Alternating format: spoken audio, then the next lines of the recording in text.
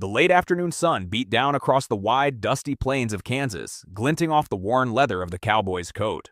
Dust rose in lazy swirls from the hooves of the solitary horse he rode, and the faint scent of smoke lingered from distant farm chimneys. The cowboy, a tall man with a scruffy beard and a wide-brimmed hat pulled low over his eyes, guided his horse along a trail that wound through the tall grass and scattered patches of mesquite. Life had taught him to move carefully and alone, trusting no one but the animal beneath him. But today, that hard-earned solitude was about to be broken. It started with a whinny, a soft, uncertain sound like a whisper in the heat of the afternoon. The cowboy paused, hand instinctively going to the revolver at his hip, but there was no one in sight. Then came a second sound, short, insistent, and filled with urgency. A foal, small and muddy, emerged from behind a clump of bushes near the trail. Its coat was streaked with brown muck, and its legs wobbled like it had been running through wet ground for hours. The foal's dark eyes met the cowboy's, and it let out a plaintive cry. "Now what in the hell?" The cowboy muttered, tipping his hat back. He dismounted, keeping a cautious distance. "You lost, little fella?" The foal took a hesitant step forward, then another, following him without fear, mud clinging to its slender legs like a second skin. The cowboy sighed. He'd been alone for weeks, riding from one ranch to the next, searching for work, and he hadn't counted on babysitting a runaway foal. Yet, there was something about the animal's persistence. Every time he stopped, the foal nudged his boots with its wet muzzle, its small hooves slipping in the dirt. It wasn't running away. It wasn't frightened. It simply wouldn't leave him. He shook his head, muttering to himself, "If I didn't know better, I'd say you're trying to show me something." By the time the sun dipped low toward the horizon, the cowboy had given up on trying to shake the foal off. He tied it loosely to a tree near his campfire, where he was planning to sleep under the stars. The foal pawed at the ground, restless, yet it never strayed more than a few feet from him. The night was quiet except for the occasional call of a coyote, but sleep was uneasy. Every time the cowboy closed his eyes, he thought he heard the soft clop of tiny hooves moving through the brush. When morning broke with a pale light over the plains, the foal was gone, but a trail of muddy hoofprints led away from the camp toward the distant hills where the sky met the earth. The cowboy mounted his horse and followed the trail. It led through low valleys where water had pooled from last week's storms, turning the hard-packed earth to a thick, treacherous mud. The foal's footprints were clear, leading him deeper into the landscape. The sun climbed higher, turning the mud sticky under his horse's hooves, but the cowboy didn't falter. There was an instinct, a pull he could not ignore. Something was wrong, he could feel it. By midday he heard it, a faint, desperate call, human in origin. He stopped, straining to hear over the wind rustling the tall grass.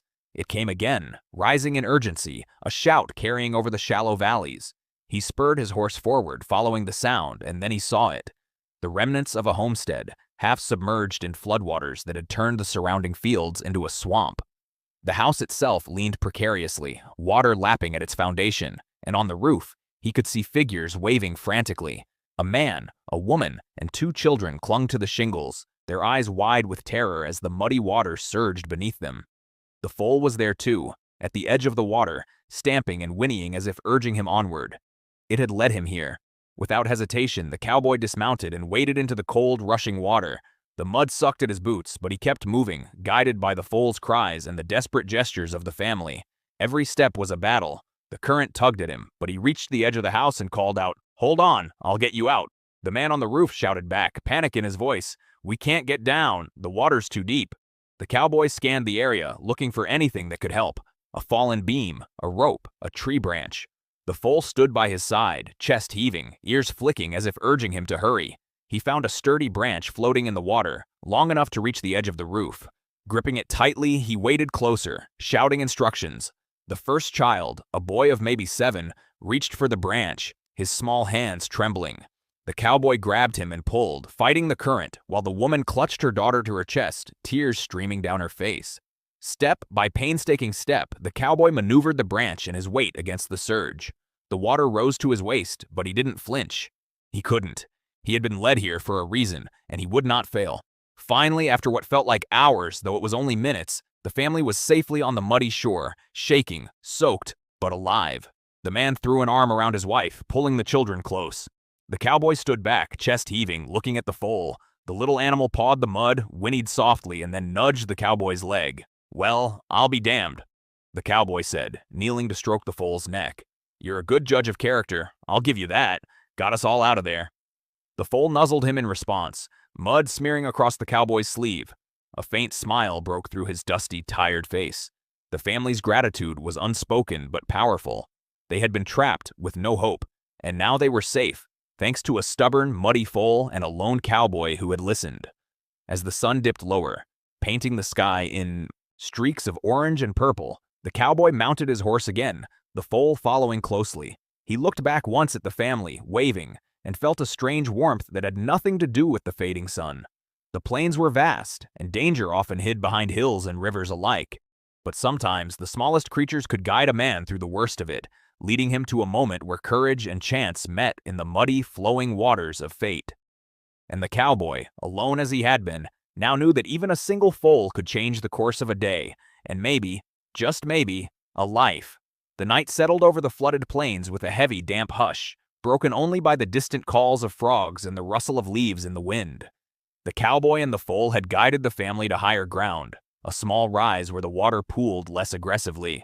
He had helped the man build a makeshift fire from driftwood and debris, the smoke curling upward, signaling their position to anyone who might come looking. The children, exhausted and shivering, huddled close to their mother, wrapped in blankets the cowboy had carried from his saddlebag. The man, whose name he learned was Jed, looked at him with a mix of disbelief and gratitude. "I don't know how to thank you, stranger. If you hadn't come—" His voice trailed off and he shook his head. "We'd be gone. All of us." The cowboy shrugged, tipping his hat back. "Just lucky timing, I reckon. That little critter there had more sense than half the folks I've met." He nodded toward the foal, who pawed at the ground and whinnied softly, mud smearing its flanks. "Looks like you found yourself a hero, little fella." Jed's wife, a tall woman with hair dark as midnight, spoke softly. "He didn't just find us, he saved us. All of us. That foal, it kept coming back, wouldn't leave him alone. Maybe it knew we needed help." The cowboy's eyes narrowed slightly, watching the foal. Animals didn't usually act like that, not without reason. And this foal had an air of purpose, a stubborn insistence that went beyond mere curiosity. The father, Jed, knelt near the fire, tossing small pieces of wood into the flames. "We've been trying to get to higher ground ever since the river broke its banks. The water came up faster than anything we've seen. Our barn, the animals, everything's underwater." He paused, taking a deep breath. "But thanks to you, at least we're still standing." The cowboy nodded, though he said nothing. He had been through plenty of floods, fires, and stampedes in his life, yet it never got easier to see a family in danger. He rubbed the scruff of his beard, glancing at the foal. Somehow that small animal had led him straight to them, navigating the flooded landscape like it knew every hidden hazard. That kind of instinct was rare. Night deepened, and the fire's warmth fought against the chill that crept in with the darkness.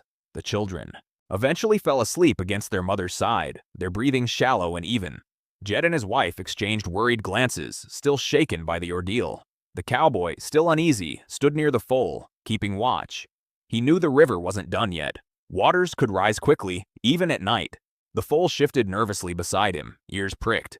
It pawed at the ground and whinnied quietly, then trotted a few steps toward the edge of the rise. The cowboy followed, squinting into the darkness. In the pale moonlight, he could see the swollen river stretching across the plains, a relentless, roiling ribbon of brown water. Debris floated past. Logs, broken fences, and remnants of farmland swept away in the flood. The cowboy's mind raced. The family was safe for now, but what about the rest of their land? The barn, the livestock. Jed had mentioned horses, cows, and chickens. The thought of them lost gnawed at him. He wasn't a man easily caught up in sentiment, but animals, families, they had a way of tugging at even the hardest hearts. "Looks like your work ain't done yet," he muttered to the foal, who whinnied in agreement, as if urging him to act. The animal's persistence had saved them once. Perhaps it could guide him again. Without waiting for the family to stir, he prepared to move. He collected a rope, tying one end securely around his waist, while holding the other end loosely in his hands. The foal pawed the ground, ears flicking back toward the river. Step by careful step, the cowboy began to navigate the treacherous mud toward the riverbank, the foal leading the way. Every footfall sank into muck, every step a battle against the current in the deepening water. The foal splashed ahead, unafraid, navigating the debris-strewn water as though it had been born in the flood itself. The cowboy couldn't help but marvel at its determination. As they neared the remains of the barn, the sight that greeted them was grim. Water lapped high against the walls, the roof partially caved in, and inside, He could see shadows of animals struggling to stay afloat. Cows, horses, and goats, all trapped, panicked, and helpless. The foal neighed loudly, urging him to act. The cowboy took a deep breath and waded in, bracing against the current. He worked methodically, securing ropes around the larger animals and guiding them to higher ground, the foal running alongside, nudging and herding the smaller creatures. Hours passed in a blur of wet fur, struggling hooves, and the relentless push of the river. The cowboy's shirt clung to his back, mud streaking his face, but he didn't falter. Every life he saved seemed to draw him deeper into the effort. By the time the first hints of dawn touched the horizon, the cowboy had brought every last animal to safety, huddled on the same rise as the family. The foal, exhausted but unbowed, stood proudly beside him, chest heaving. Jed and his wife came forward, tears in their eyes, and gathered. Their children close. They didn't speak at first, merely looking at the cowboy, at the animals, and finally at the foal. You saved everything," Jed whispered, his voice thick. "We owe you more than we can ever say." The cowboy shook his head, wiping mud from his eyes. "Just glad I was here when you needed someone." He looked down at the foal, who nuzzled him gently, and finally allowed himself a small, tired smile. "And this one," he said, patting the foal's neck, "probably saved more lives than I did." The family began to make plans for repairs, hauling what remained of their belongings away from the flood. The cowboy lingered, helping them stabilize temporary pens for the animals and secure dry firewood. The foal remained a constant presence, padding alongside him as if guarding him, yet always returning to the family when they called. By midday, the sun had burned off the last traces of fog from the night, leaving the land glistening and drenched. The river had begun to recede, and the plains returned slowly to something resembling normalcy. The cowboy surveyed the scene, the foal at his side, and for the first time in weeks felt the odd satisfaction of being exactly where he was supposed to be. He knew the journey ahead would be long, repairing fences, rebuilding barns, and ensuring the family had enough food and water. But for now, he allowed himself a brief rest. The foal lay down beside him, muddy legs sprawled out, eyes half closed, a faint whinny escaping from time to time. Even in the wild, unforgiving plains of the West, moments like these existed, fleeting glimpses of connection, courage, and simple, stubborn loyalty. The cowboy rubbed the foal's neck again, murmuring, "We make a good team, don't we?" And in its quiet, trusting way, the foal answered with a soft nicker, mud-splattered muzzle brushing his shoulder. The next morning, the plains were alive with the sounds of water slowly draining back into the riverbed. The cowboy had spent the night on the rise with the family, keeping watch over the animals, ensuring no sudden surge would sweep them away. The foal remained at his side, mud-caked and tired but ever vigilant, ears flicking toward every distant sound. Its small presence had become a comfort, a constant reminder that even the wildest land could yield guidance when least expected. Jed and his wife Hannah had begun salvaging what they could from the remnants of their homestead. Broken fences, scattered feed, a few tools and possessions, nothing the flood hadn't claimed. The children, still bleary-eyed from the ordeal, helped where they could, stacking firewood and carrying buckets of water. The cowboy lent a hand when asked, though he kept a careful distance. He was used to moving alone, used to solitude, yet somehow this family had drawn him in. The foal, now drying in the morning sun, nuzzled the cowboy's shoulder as if checking he was still there. It whinnied, softly, and then trotted a short distance toward the edge of the rise, pausing to look back as if beckoning him to follow. The cowboy raised an eyebrow. "You want me to go see what's next, huh?" The foal stomped once impatiently. Together they moved down the slope, following the foal's instinct. The floodwaters had left debris strewn across the plains, broken fence posts, tree branches, even parts of roofs from smaller outbuildings. But the foal's keen eyes navigated the dangers with ease, weaving around pitfalls and hidden pools. The cowboy noticed something strange. The foal seemed unusually tense, ears flicked sharply back and forth, nostrils flaring. It was leading him toward a cluster of trees at the edge of the property, near what had once been a pasture. As they approached, the cowboy saw why. A section of the fence had collapsed, and a few of the animals were trapped in a mud pit, panicking, unable to climb out. Horses, calves, and a few goats struggled against the thick muck, their frightened cries echoing across the plains. Without hesitation, the cowboy waded into the pit, mud sucking at his boots and soaking his pants, feeling the animals brush against him in desperation. The foal stomped nearby, whinnying loudly, almost directing him where to go. Step by grueling step, he guided the larger animals toward the firmer ground, anchoring himself against the mud and mud-slicked posts. The calves were the hardest. They slipped repeatedly, hooves flailing. But the foal, small and quick, ran back and forth, nudging the weaker animals, herding them toward safety. Finally, after what seemed like hours, but was likely only an hour or so, every trapped animal was free. Mud-splattered and exhausted, the cowboy slumped against a post, panting. The foal trotted up to him, nuzzling his shoulder, eyes wide and bright. "I reckon we did it," he muttered, grinning despite the filth covering him. The foal whinnied in response, stamping the mud at his boots. For a fleeting moment, it was as if the little animal understood every word. Returning to the family, the cowboy helped them reinforce the temporary pens, using the debris from the flood to patch gaps in fences. Jed worked silently, exhausted but grateful, while Hannah fussed over the children, making sure they stayed warm and fed. The cowboy noticed the foal had taken a liking to the youngest child, a girl of 5, who laughed and patted its mud-streaked neck. It was a tender scene, and for a moment, he allowed himself to relax, to feel the strange, unspoken connection that had formed between him, the family, and the animal that had led him here. But the calm didn't last. By mid-afternoon, clouds had begun rolling in, low and heavy, darkening the sky over the plains. The wind picked up, carrying the faint scent of rain. The cowboy squinted toward the horizon.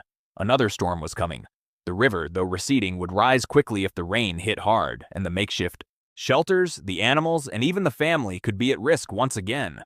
Jed noticed the change in the sky and turned to the cowboy. "You think we're in danger again?"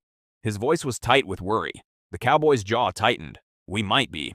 That's a fast river, and those clouds don't look friendly." He glanced at the foal, who pawed the ground nervously. "Looks like we got more work to do." The storm hit by late afternoon, a sudden downpour that soaked the plains in minutes.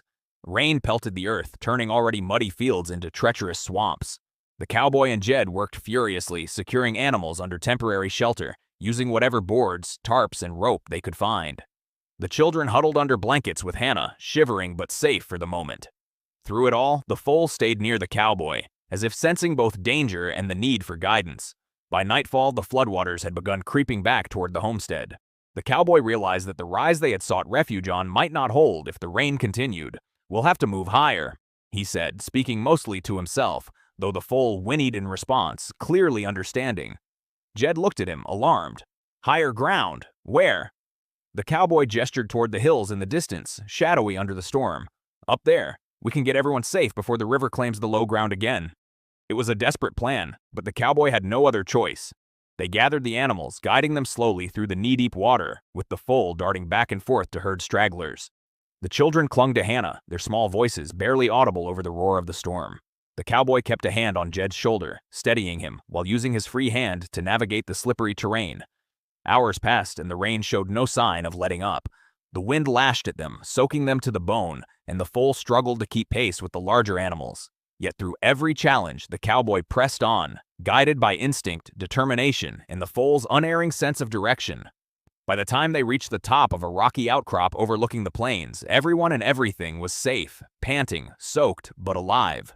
They huddled together, the cowboy leaning against a rock, mud dripping from his coat, the foal nuzzling his side. He looked down at the homestead below, now partially submerged in floodwaters, and shook his head. "We're lucky," he muttered. "A little luck. And a lot of stubbornness from one little horse." The foal whinnied softly, as if agreeing, ears flicking toward the wind. For the first time in days, there was a quiet, tenuous peace. The storm raged, but they were safe, for now.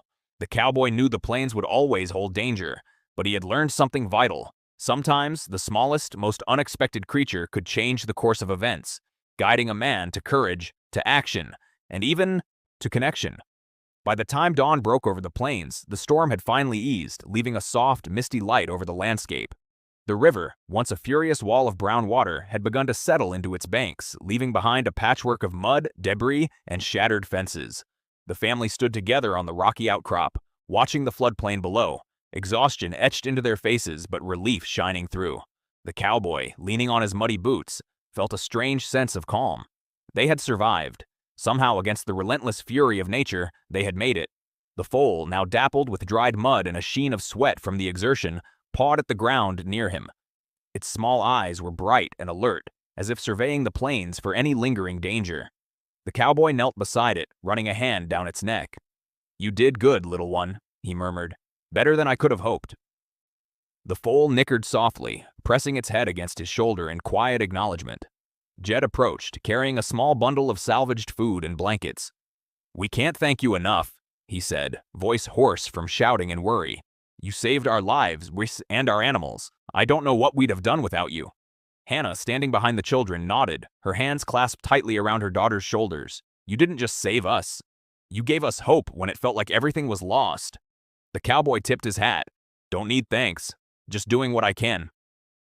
He glanced down at the foal, who was now circling the family, tail flicking, alert to every movement. "Besides," he added, "this one here did most of the work." The foal whinnied, muddy hooves kicking up little clods of earth.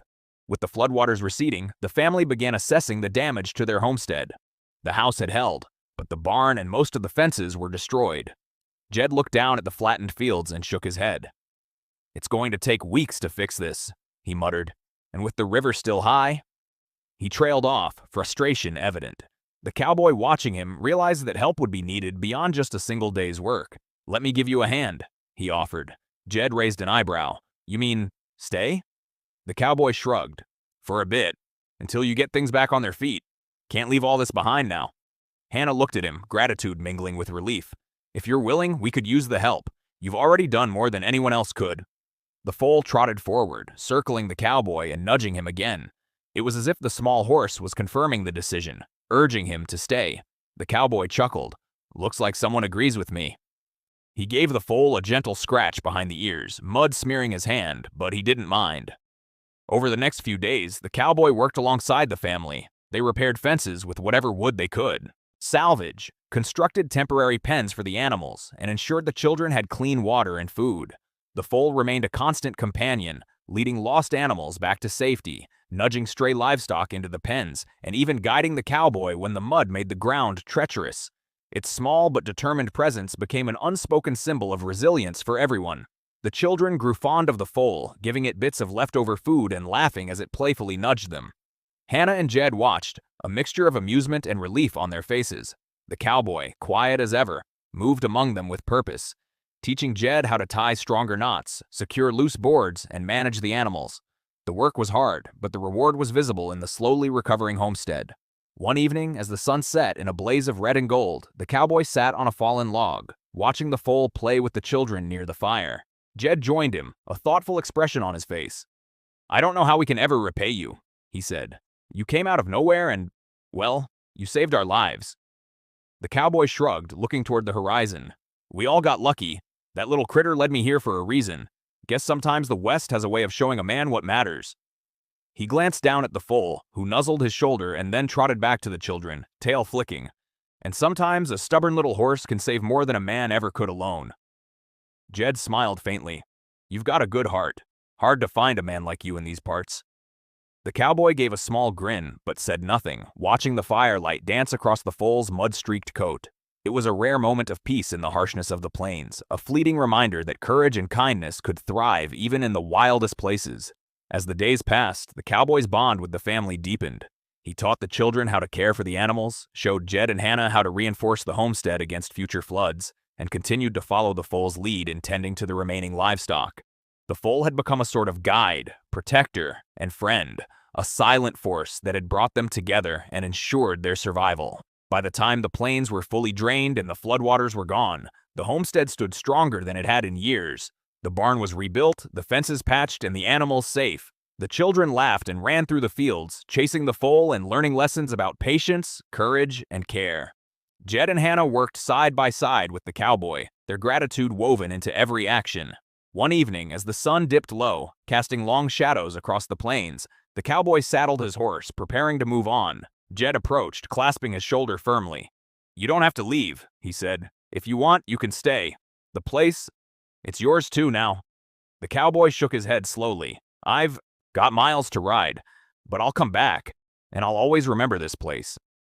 And this little one," he said, patting the foal's neck.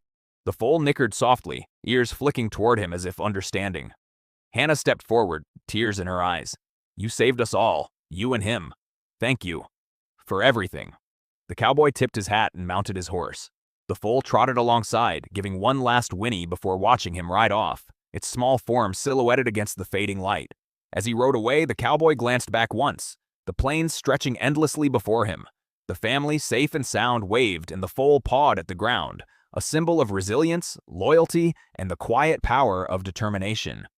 In the wild, unpredictable West, moments like these were rare, but they left a mark that lasted far longer than any flood or storm. The cowboy rode on, dust rising behind him, the Foal spirit riding with him, a reminder that even in a harsh, unforgiving land, courage, kindness, and a stubborn little horse could change the course of lives forever.